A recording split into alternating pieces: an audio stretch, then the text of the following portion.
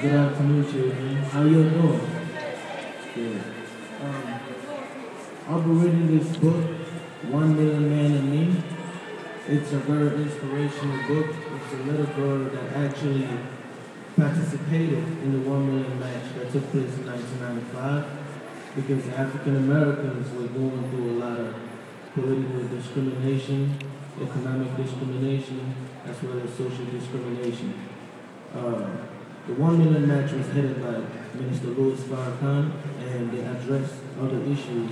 And 2 years after that, the women also had their own match as a follow-up for the million match.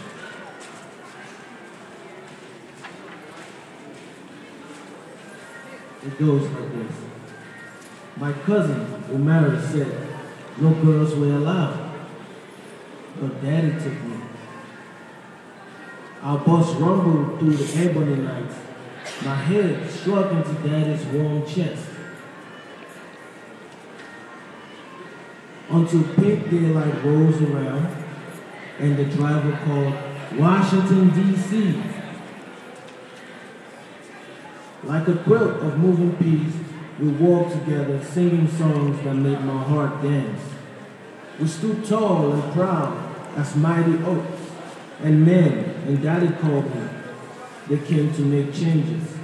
They came to make themselves and their communities better. And I was the princess, there to see the dream of the day come true. I squeezed daddy's hands and viewed the stretch before us.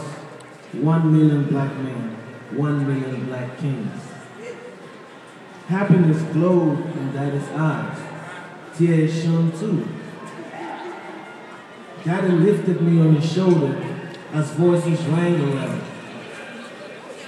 Sister Angela, Reverend Jackson, Minister Louis Farrakhan. Men chanted a seed first thrust towards the sky. Look at the faces, wrinkled and smooth, at skins of rainbow, chocolate graham, cracker brown, and cream. Daddy said there were doctors, garbage men, students, homeless people, and retirees. They came to the march to pray and take responsibility.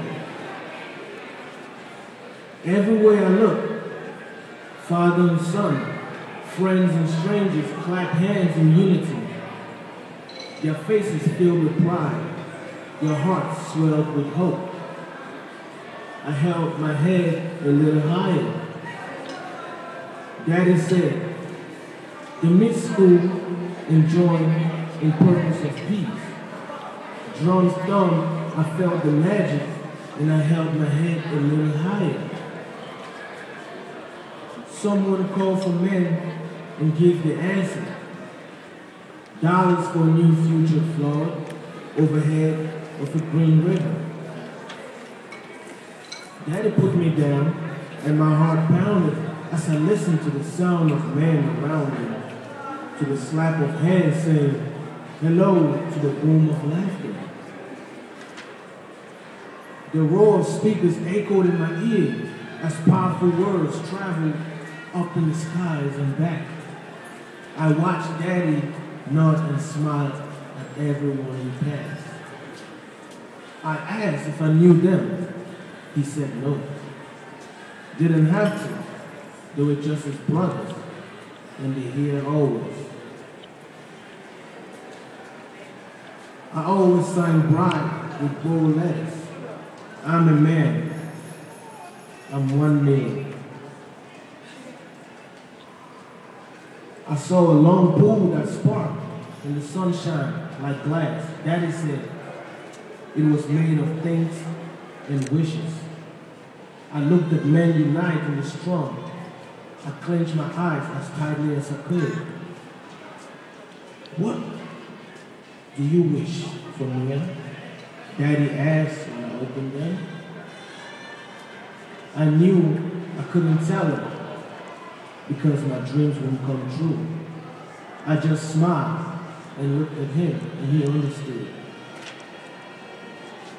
We sat on the grass with cotton candy cloud flying above us. and we watched the men talking and hugging Daddy and me. Then, like a quilt of moving piece, we board buses, trains, and subways and hop into cars all too soon. We headed back down highways, back to Mama and friends. I waved until my hand got tired and shoved my head into a special place. But I will always remember the day that Daddy took me for a journey. The day a million black men stood shoulder to shoulder. The day history was made, 1 million men and me. That's the end of the story.